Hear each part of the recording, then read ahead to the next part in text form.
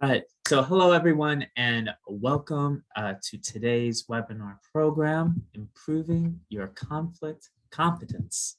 My name is Joshua Levitt, college class of 2010, and I work with the alumni engagement team here at the University of Chicago in Hyde Park. Thank you for joining us today. This event is hosted by the Alumni Career Programs team, and our goal is to create resources and programs to help you grow in your career. Today, we will hear from Hallie Crawford, a certified career coach, speaker, author, and national career expert who has been featured in such media outlets as Forbes, CNN, Money Magazine, Wall Street Journal. Her company, Create Your Career Path, is headquartered in Atlanta, Georgia, with over 1,500 success stories. Her team of coaches and resume writers help professionals find jobs that make them want to jump out of bed in the morning to go to work. However, today we are talking about some of those challenging days at work. This topic is of personal interest to me ever since in middle school I was a peer mediator. So I'm interested to see how conflict competence can translate to the workplace today. Without further ado, let's hear from Hallie Crawford. Thank you. That was great. I really appreciate the introduction. And yeah, you'll get to see how it's maybe evolved over time with some of the new tools are. So thank you all for being here today. I greatly appreciate it. This is such an important topic and always has been, obviously, but I think even more so due to COVID, just dealing with difficult and different situations, because we've all been under stress in different ways and dealing with all the changes and everything else, that it can wear on anybody's nerves. And in some cases, greater conflict can arise. So we're going to give you some tools today about how to as easily and effectively improve dealing with and managing conflict, because it's not the type of thing, obviously, that we can avoid, but it can be smoother and more effective as we use some of these tools. So as Josh said, I'm a certified career coach. I have been coaching and training for over 22 years now. There's a lot of gray hair under here and up here. My undergraduate degree is from Vanderbilt, and I actually attended graduate school in Chicago at the University of Illinois at Chicago. So I have an affinity for everything Chicago, and I'm thrilled to be here today, especially because of that. And the advice that we're going to give you today is advice that we use and share with our clients. And it really doesn't matter what kind of level you're at within your organization, whether you're a manager or a team member, et cetera, et cetera. The advice we're going to give you is going to kind of go across the board, but we will have time for Q&A for specific questions as we go too. But just kind of wanted to give you a quick heads up about that. As a quick reminder, everyone will receive a copy of the recording today, and in the a couple of slides I'll share with you an email address that you can use to get a copy of the slides as well. So why is it important to talk about this conflict thing in the first place? So some interesting statistics that even when I read them kind of surprised me. So if we take a look at the left-hand side of this first slide here, the reason why it's so important to learn how to deal with this is that research actually shows that the majority of the time when there's difficulties in any type of organization, it tends to come from less than optimal relationships between employees, not from employees not knowing what they're doing, okay, or deficits and their strengths, et cetera, et cetera. So a lot of the time, issues within organizations, or when they're less successful, it's because of some kind of conflict or relationships that aren't as effective as they could be. And the typical manager will spend between 25 to 40% of their time, which is, I think, a lot, having to deal with workplace issues. And this can end up being, 1 or 2 days of every work week. So conflict and less than optimal working relationships really have a big impact on organizations as a whole, on departments, and how successful and effective they are over time. And then we layer in the effects of working from home, COVID-19. This woman on this slide doesn't actually look as stressed as I would like her to, given what we're talking about, but we'll go with it for today. We've all experienced this. We're more or have been more frantic, a little bit more stressed with all the changes going on. And there's fewer boundaries, obviously. The line between home and work when we're working from home can be completely blurred or non existent. And as a result, too, a lot of people have felt disconnected. There's less ability to like provide or have that context in terms of what someone is talking about or discussing with you, which can create a greater conflict or lead to that in some cases. We've had less of the water cooler talk, which helps us connect with each other, and in some cases increases trust and all of that kind of thing. And taking a hit there can have an impact on our work relationships and lead to greater conflict in some ways too. And we also, I would say, not just as managers, we've been having to work with our clients about how to lead more effectively, whether they're a manager or not, remotely, because even if we're back to work, as Josh and I were talking about at the beginning, a lot of us are conducting a lot of Zoom meetings because some people are at home still or whatever it is. So this has just exacerbated, I think, the issue of possible conflicts in the workplace. And our work environment, the other reason why dealing with this kind of stuff is so critically important is our work environment is a make or break for our career satisfaction and success.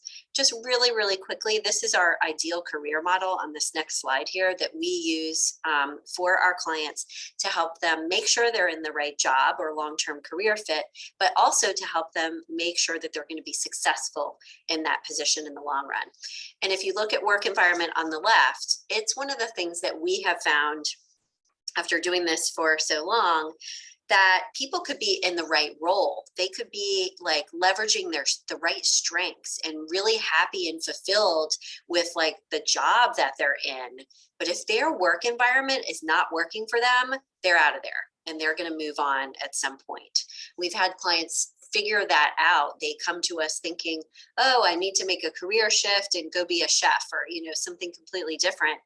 And sometimes it comes down to, no, they're in the right place or in the right role, but they're in the wrong work environment. So it's a really, really big deal.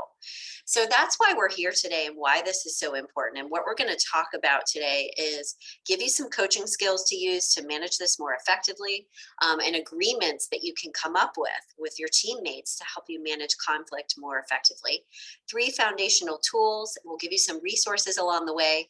And we are going to have time for Q&A at the end as well. So please feel free as we go here. And let me just share this next slide just in case anyone wants to write down this web page. And actually, I wanted to share with you all, and I'll put this in the chat, an email address if it's easier for you. If you would like a copy of the slides, you can feel free to email us and we will share those with you afterwards, just FYI. Okay.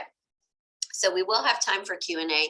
Please feel free to put those in the chat if you have any comments or questions, or in the Q&A box, because both Josh and I have both of those open along the way, and we'll be able to answer those at the end, or if we have a critical mass kind of halfway through.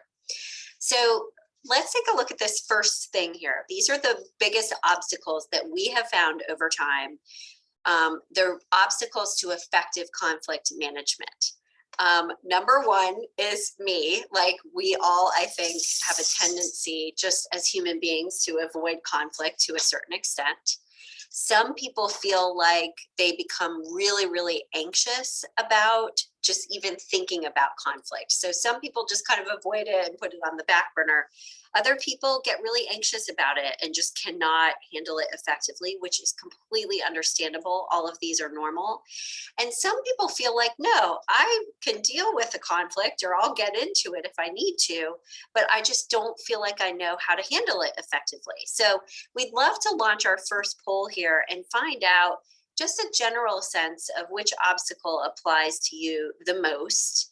And we realize that as we do this, that you may feel like, oh, well, it's all 3. Just try to pick one if we can. So Josh will go ahead and launch our poll for us. And we're curious which one is the biggest obstacle. And as you're thinking about this, everyone, this is actually one of the pieces of advice we wanted to give you. It's really important to know what the obstacle is for you first, to dealing with conflict management in a successful way. Because if you don't know what your obstacle is, you can't address it. And so it's really, really good. We can give you all the tools in the world, but if you're just going to continue to avoid it, it's not going to help. So it's really good to know upfront what your biggest obstacle is, so you can start to deal with that right away. And we'll give you a moment to fill this out, and then we'll share the results here in just a second.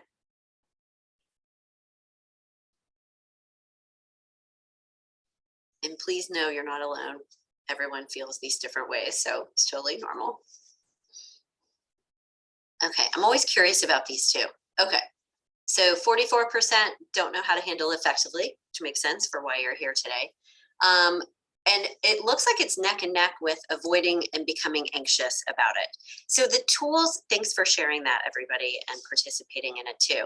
The tools we're going to give you today will help you with all of these pieces, but I really do want you all to think about, as we're going through these, which is your biggest obstacle, and as part of that, kind of break it down a little bit more, because based on your situation and where you're coming from or where you may be falling short, you can pick and choose the advice and tips that are going to be the most relevant to you and your situation as we go.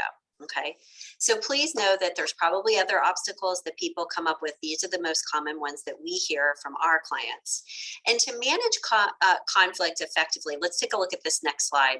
There's some things there that we really have to have in place, like as foundations, in order to manage conflict effectively. And this can help you kind of assess also, if you are having a recurring particular conflict, let's say with a certain person at your workplace, you can start to evaluate what may be going on or what may be missing or happening and what's wrong, if you will, by looking at this list of 6 things here. Is it a result maybe of a lack of trust? And that's one of the things that you need to be working on. Could it be that they're not being as honest with you, or you aren't, vice versa? And that's something that needs to be worked on. Is it a lack of maybe empathy on either side? We always need to have a really good, effective feedback loop in place, and we'll talk about that a little bit more today. A lack of understanding, not just where the other person is coming from, but a lack of understanding in terms of your communication skills and strengths. Or could it be just a lack of effective listening skills? So these are things that are foundational that need to be in place for effective conflict management in the first place. And it can help you kind of assess where the breakdown might be, so that then you can start to address the biggest piece first. So some of the foundational tools that we work with our clients on to manage conflict more effectively are these 3 things listed on this slide. And we're going to go into greater depth with these in the next few slides here as we go. So one of the things we suggest to our clients always, whether it's a new working relationship or an existing one, is to come up with an agreement that's pretty clear and direct about how you're going to handle conflict going forward. And we'll talk about that more in just a second. The second one is how we can be better and more empathic or empathetic listeners. And then also how we can leverage this idea or concept of curiosity in order to not just be better listeners, but elicit the right kind of information or better input and feedback from people along the way as well, which will help our conflict because we can understand each other a little bit better. Let's start with this first one and talk about creating an agreement, okay? So this woman makes it look really easy. So, and actually, let me do one thing. I've got to move aside the video screen here so I can see these a little bit better. Just bear with me, everybody. Okay, cool. All right. So this idea of creating an agreement is something that our clients have had great success with. And the agreement basically can be more or less complicated. It doesn't have to be too complicated and difficult to create. But it's a really good idea not to just, when we're at work, just dive into our tasks and projects and work together all the time. But it's a really good idea to talk about how we work together and how we can work together more effectively to kind of look big picture at things. So when we're talking about creating an agreement, it's a really good idea with any of your coworkers. This can be a one-on-one individual agreement, or it could be a team agreement within a team as well. We encourage both. But if you look at the right-hand side here, here's the basic gist. It's establishing guidelines for communication, for tasks and meetings, for example. So how are we going to communicate? Is it normally via email? How often are we going to meet? What makes the most sense for this particular project or for how we work together? And how do we deal with the tasks that we're working on? So it's talking about how we can be more effective together, not just diving into the project. A second thing that's a really good idea to address in this agreement would be the roles that you play in the project for greater clarity, so that you make sure that the role that each person is playing is very clear and we're not overstepping each other's bounds, but we're also playing to each other's strengths as well. And then finally, the third item is to have an agreement as part of this overarching agreement for how you can handle conflict or disagreements and feedback. Do we need to deal with them over the phone or in person? Usually those things are a little bit better because you're not going to have the possible miscommunications of text or email and writing, right? And in order to set up this type of agreement with someone, again, it could be a new relationship or it could be an existing relationship. It's okay to go to them and say, hey, can we have a quick conversation about how we can continue to work together more effectively or continue to be productive? And if you feel like you need your manager to be part of that conversation or ask for them to ask the two of you to do so because that would be more comfortable for you, that's totally fine. But it's a good idea to have a quick conversation about how to work together more effectively. You can just call it that. It doesn't have to be a conflict management agreement. We would recommend that if going into that conversation, you want to ask them their opinion, like what are some ways that we can work together more effectively? Are we meeting frequently enough or less so for your how you work together? What's your preference? Do we need to talk a little bit less via email and work together a little bit more over the phone? So ask them their opinion and feedback first, but obviously go into that meeting and conversation with some ideas about some things that you could outline together. And the way that you can set up the conversation at the beginning is what we said just a moment ago. How can we work together more effectively? How can we get through this collaboratively? Something like that, okay? As part of the agreement, these are some of the things that you can put into place. So we mentioned some of them already, but some of the other things that you can address in your agreement could be, okay, just making sure you're clear on your objectives and your tasks, like what's the goal of this project, and making sure you both are on the same page about that. Again, we talked already about the roles that you each play and making sure that there's clarity there. But you also might want to talk about, okay, what are the challenges that we're currently encountering and how can we deal with those more effectively? What are the challenges we've encountered in the past and did we handle those effectively or not? And how can we deal with or address challenges a little bit more effectively in the future? And part of this agreement could be to literally talk about for a few minutes, if we disagree about something or you have an opinion that's different from mine that you want to share with me, what is the most comfortable way for you to do that? And ask them how they want to do that. Because again, if you can have something that you've agreed to either in advance or along the way, if you need to bring it up now, and ideally, if you have something in writing, just so it's a little bit more formalized, again, it doesn't have to be that long, but if you have something in writing, then you can point to that and the conflict can be dealt with more effectively than you're just kind of wandering around trying to figure out what to do. We agreed to talk about things this way, so can we go ahead and schedule that meeting and deal with it? And the last thing you can have in your agreement is milestones along the way. How do you know that you're working together more effectively and maybe managing conflict more effectively? What are the ways that you're going to be able to kind of gauge that, if you will? So for our second poll here, if we could go ahead and launch that, that'd be great. I'm very curious how many people have made or created an agreement that's anything like this with someone, either in advance or just during the course of their work relationship, and incorporated some element of conflict in there too. We have found over the course of the past several years, especially, that more and more people are doing things like this, which is good news, but still curious if anyone has done this before. And we'll give you a moment to fill that out.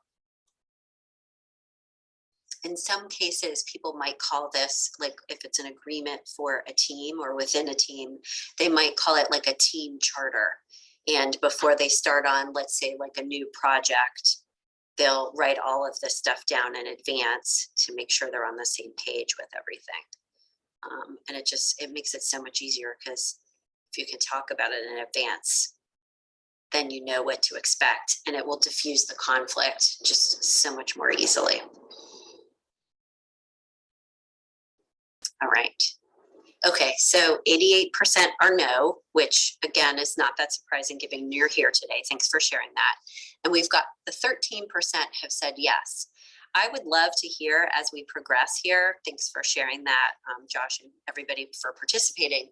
I'd love to hear if any of you have some good success stories, the 13% who success stories of what came out of that, and any other additional items maybe that you included in your agreement that helped you kind of smooth out some bumps along the way. So part of this agreement, let's take a look at this next slide. So still part of this creating an agreement.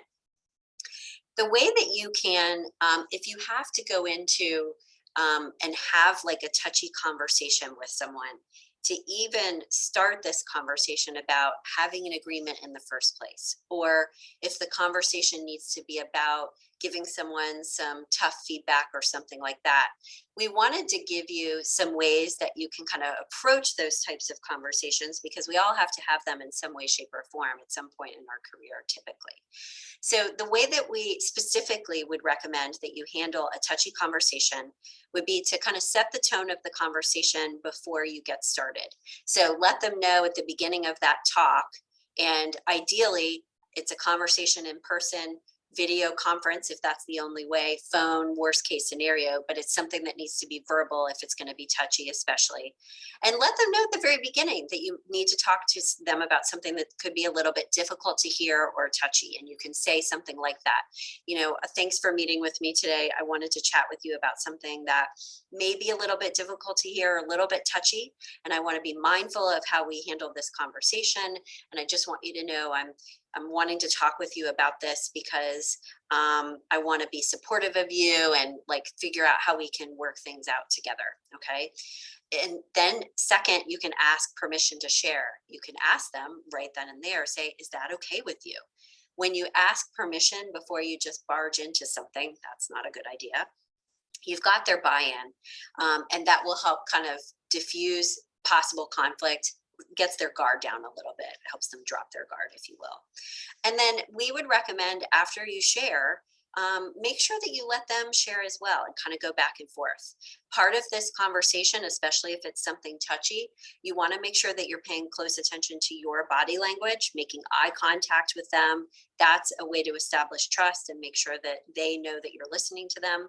Nod to show understanding and empathy. Make sure that you're mirroring back some of the things that they're saying to you, like what it sounds like to me is you feel X, Y, and Z, again, to help them feel heard.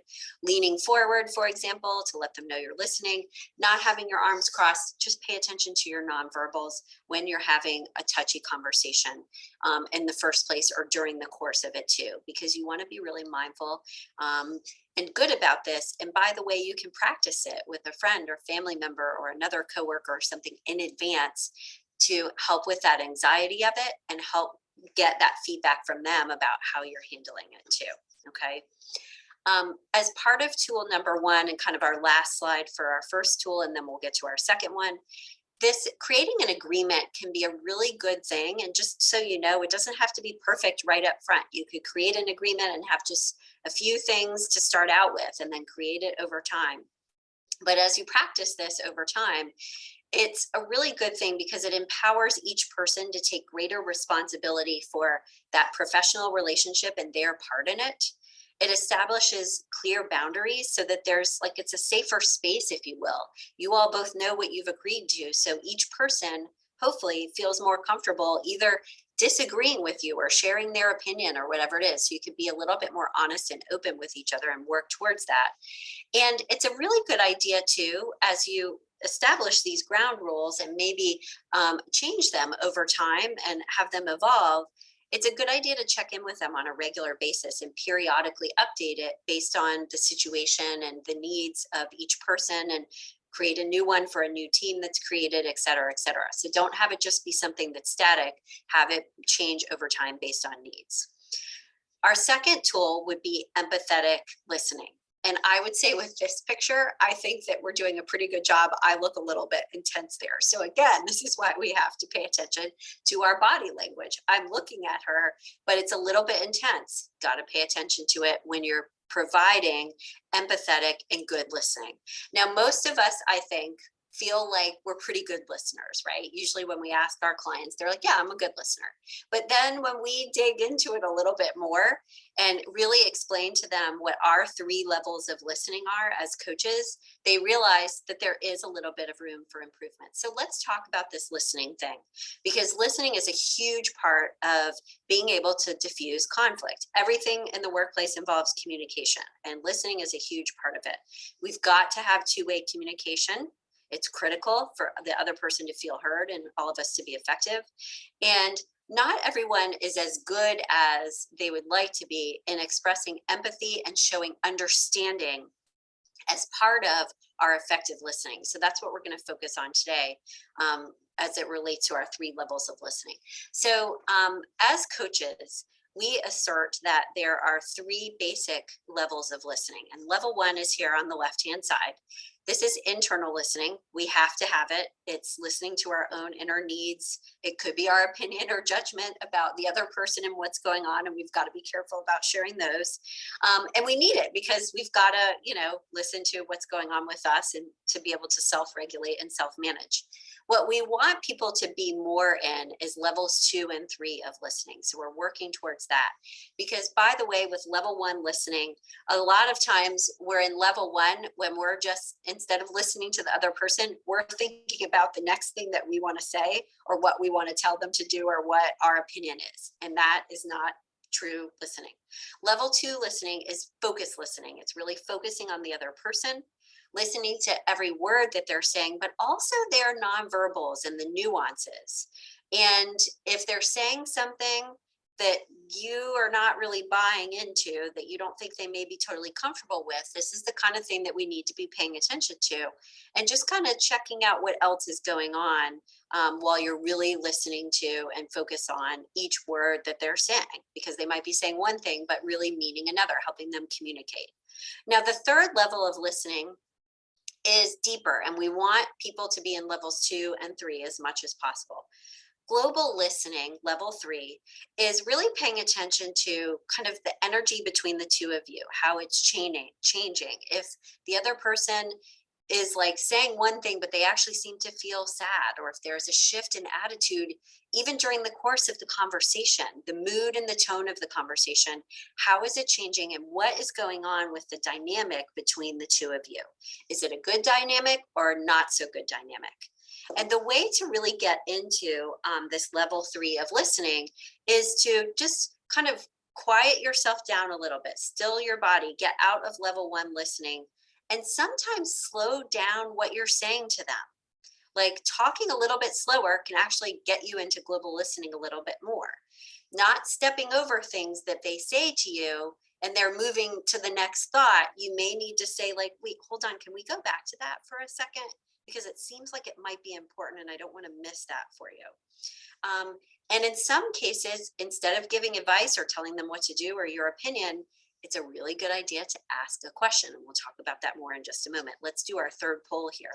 And based on our level 3 or 3 levels of listening, are you employing effective listening skills on a consistent basis? Could be a moment to do that. I'm going to drink some water.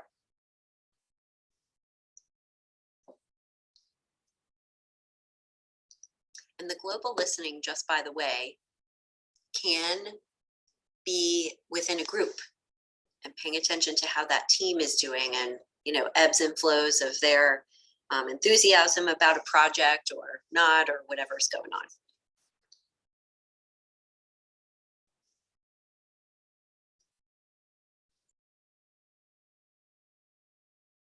Okay, we'll give you a moment. We'll show the results. Oh, this is an even split.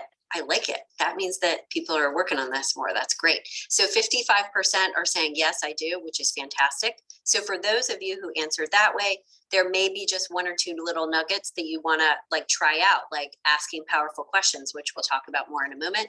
And for those of you that are saying no, what I would say is just say to yourself, okay, let me work a little bit more on global listening, for example, and maybe slow myself down a little bit more when I'm in a conversation or in a team meeting or something like that, and see if that helps. Pick one thing that you can start to work on, keep it short and sweet and simple. Move to the next slide here. There's a really good active listening exercise that we would recommend you kind of try out and consider. Next time you have a conversation with a friend or family member, somebody you trust and know well, and you can tell them up front that you're going to practice with this so you don't freak them out. But when you're talking with someone for the first maybe few minutes, instead of giving them advice or whatever it is, on the very bottom here, on the left-hand side, and or not even asking any questions, you're only allowed to reflect back what they're saying to you and practice with this, or paraphrase it as well. And try it for a couple of minutes. And I tell you, it's very interesting. We tend to think this is going to be so easy, but when we do this in groups and workshops, etc., it's really, really hard for us to kind of tie our hands behind our back and only reflect back what people say, because we just naturally want to help people and fix them. Or not, I shouldn't say fix them, fix the situation and help them out. So this paraphrasing and just really getting into that active listening is a really good exercise. This could be a tool that you try out in your next few conversations with people that you're close to. As part of this second tool and really good listening, we talked earlier about understanding what may be going on within the relationship that you are having the most conflict in. And another way to kind of evaluate what may be going on within that relationship is, are any of these needs maybe not being met for this particular person, either by you or by the organization? This is basically a model that outlines the 4 needs of followers, which is basically of any person who works for any organization, okay? And it comes from the Gallup organization, which is the owner of the StrengthsFinder assessment. Some of you may have heard of that before. And basically what we all want as an employee of any organization or, volunteer organization, etc., is we need to have a sense of trust, a sense of stability, a sense of compassion that people care about us and that they're trying to understand us and that they do understand us, and a sense of hope. And if you're having a lot of conflict within a particular team or within a specific with a specific person, you may want to take a look at this 4 needs of followers to get a sense of what may be lacking within that team or within that relationship, because that is something that you could start to try to provide or establish a little bit more in order to smooth things out a little bit more, okay?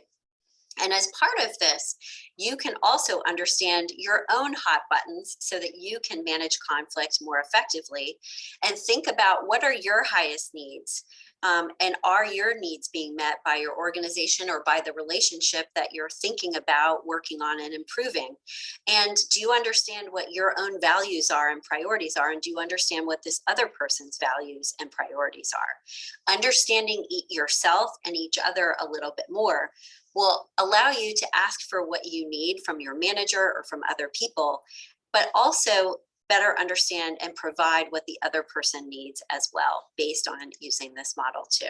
Okay, I want to keep going here because I want to make sure we have time for Q&A, and I'll talk about the strategy session as we get to the close here.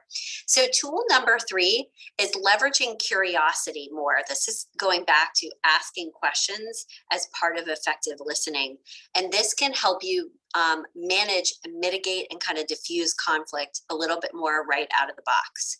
So leveraging this tool of curiosity, being curious about what someone is going through, what their opinion is, what's going on with them, versus judging or getting angry. Oops, sorry about that, guys. Let me turn that off.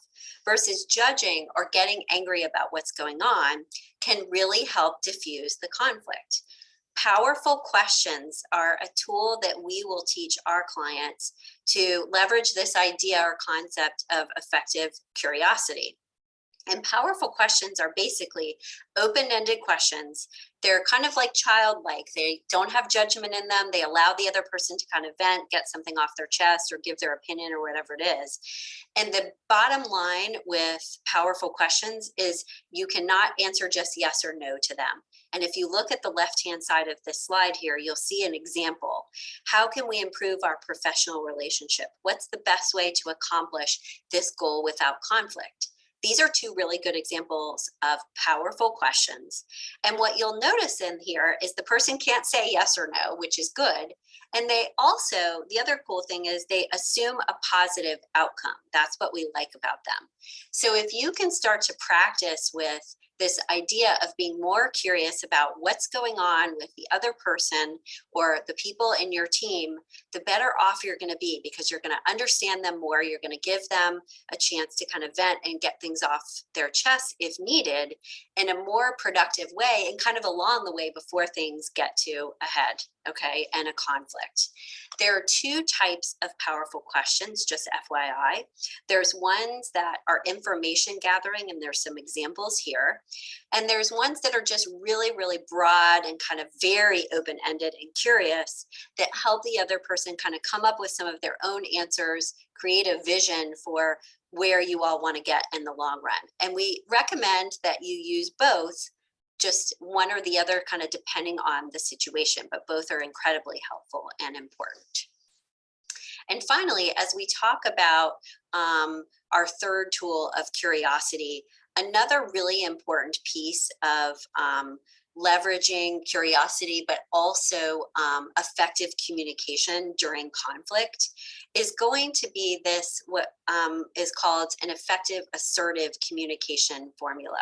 When you're communicating with other people, you want to, especially during conflict, you want to make sure you follow these three steps. You first show understanding with whatever it is that they're going through. This again can be through the effective listening, et cetera, like we already talked about. We want you second to state the facts. Be like really focus on the facts of the situation. Try not to get too much into the emotion and all of that about it. It's okay to talk about emotions and allow them to express their emotions, and you can express some of your frustration, et cetera, but you don't want to get too bogged down in those emotions. You want to stick to the facts as much as possible, because that will help you get away from, the blame game, that kind of thing.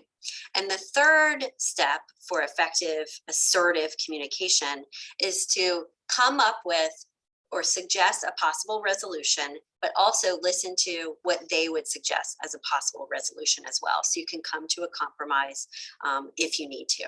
Okay, so this is the effective assertive communication formula. So if you're in a situation where a conflict is already occurring, or is, you're concerned it might occur, and you still want to be assertive and not just avoid, etc., this is a way that you can handle it. You can kind of follow this formula, if you will. Okay. So let's start to move to, these are our three tools. Let's start to move to Q&A. And I'd love to hear from people some of the action items that they would like to take away from today, and go ahead and put those in the chat or in the Q&A box. We'd love to hear from those of you who have some action items already, or any other tips that you have based on this topic. We would recommend coming up with one action step for the next couple of weeks that you want to try out. It could be, look, I want to try to create this agreement with a coworker or a teammate. And if you feel like it might be kind of touchy and you need to bring someone in, you could, consider bringing in someone from human resources or your boss or whatever might be appropriate. For some of you, it might be, I want to practice with this active listening exercise and just paraphrasing what other people are saying, or leverage this idea of powerful questions a little bit more too. The powerful questions we really like a lot, because it does force you to think about how to ask questions in a more effective way that promotes more open, productive conversation, versus just shutting it down with telling someone what to do or your opinion, or having a yes or no question. So I always want to be mindful of that as well. All right, so Josh, help me mediate questions if you see any come through. I do see one chat so far. Someone is sharing, I've been in meetings or gatherings where ground rules were agreed to, and I think that's fantastic. I'd love to hear, Janet, how that worked out for you. Was it effective? And maybe even some of what those ground rules were. If you're willing to share, that would be great. And it looks like we've got a question coming through that we want them to put it into the chat or Q&A box as well. So let's try to get that. And let me move this over so I can make sure. And I know we gave you a lot of information today. So like I said, just try to pick one or two kind of small things. One thing that I will say I've found with this is that even small action steps and taking the lead on dealing with conflict in a more effective way can have a huge impact on things. It's not like you have to, start from scratch and turn everything on its head. Even just doing some small action steps can actually have a really big impact, which is great. So Hallie, one question to tie back to our first poll actually is, do you have any advice for someone who's conflict averse? Yep. Yeah, great question. So I would practice with other people. So we talked a little bit about practicing like a difficult conversation with a friend or family member that you know and trust, and even write out, okay, here's how I would like to approach it with this particular person. Here's what I was thinking of saying, and role play with them for a few minutes in advance of having the conflict-ridden conversation beforehand.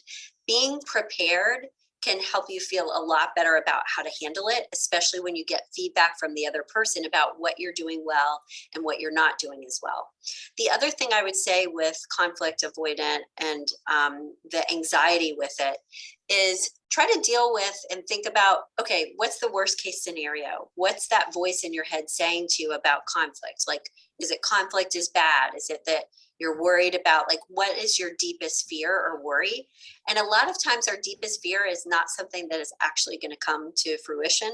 And so it's really good to kind of dig underneath a little bit more and be a little bit more practical and kind of rational about it. When you think about that and look at it and say, okay, well, that's actually most likely not going to happen, then you'll start to feel a little bit more comfortable with it. Practice with it helps. So again, the role playing and just practicing with, people that you know well, some of the tools can help with it enormously. And remember too, if it's a really tough situation, hopefully at your organization, you've got some people who can support, whether it's HR or something else. Another question that came in, which I think ties into some of Janet's points here about some ground rules for meetings, put in the chat there. One alum writes in that that you give excellent advice. However, it arguably assumes that you're dealing with honest, intelligent, reasonable individuals. So, what if they're not? What if they're uncooperative? Yep. So 2 things I would say here, because that's completely understandable. And we get this a lot. If they're uncooperative, this is where you may need to bring someone else for support. So is this the type of situation where you are able to bring in someone from HR? I know that's not always something that people can do. Some HR departments are better than others, but that's something to consider.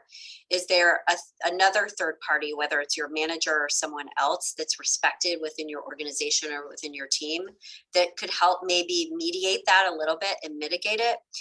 And honestly, if it's that bad and there are that many, if there are several people like that within your organization, I hate to say it, but I would question whether that's the right place for you to be in the long run. Sometimes people like that are able to stay at organizations and we're not always sure why. But if you've tried everything, including what we talked about today, as well as getting, a third party to kind of help mediate or mitigate, and it's not cutting it, it may not be the type of place that you can be at for a long time if you think that person is going to be allowed to continue to behave that way. We've got another one. Do you have an example of a written agreement for how to handle conflict. We do not have one. Usually when we're working with a client, we come up with what's going to work best for them in that unique situation. It could be something that you could Google though, because I bet there's some resources and ideas out there from that. And if I may, actually at U Chicago, we use a team, it's called a team work styles sheet. And each member of the team answers some questions on, say, how they would like to be supported during a stressful situation to help kind of lay the groundwork for that sort of agreement. Yeah, that's fantastic. So doing some kind of like survey like that, or even just asking in person is fantastic. It looks like we've got some great comments in the chat box. So everyone, please take a look at those. Those are fantastic. One person is saying that conflict has been reduced, and this may be almost the last one we can do today. As a reminder, everybody, if you have additional questions, please feel free to email me, because I'm happy to answer those via email. The email's at the bottom here. The conflict has been reduced in some ways by remote work, which is great. That said, a few times when I've had to have difficult conversations with staff and it's hard to read body language, tone, etc. remotely. If you're going to have a difficult conversation with someone and it is remote, I would ask that it's going to be on video so that you can try to read things that way.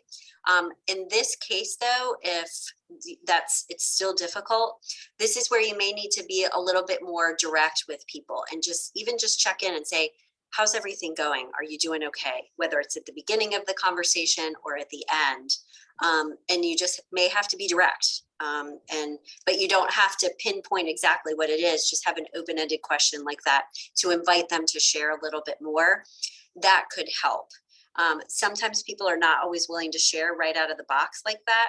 But the more and more frequently you ask, and over time, they'll start to get, oh, they actually mean it, and I can be honest with this person. So sometimes you just need to be a little patient with it as well. All right. Excellent. Since we're coming at the end of this this wonderful session, I just want to thank, just give a big thank you to everyone for participating, and a special thank you to Hallie Crawford, for sharing her insights and actionable tools on this vital topic. No problem. It's my pleasure to be here, and very great questions and comments in the chat box, everyone. Good luck with this. Baby steps. You don't have to, Rome wasn't built in a day. Give it a little bit of time. Pick one or two things. And like we said, small things can actually have really good, big results over time. Thanks, everybody. Have a great day.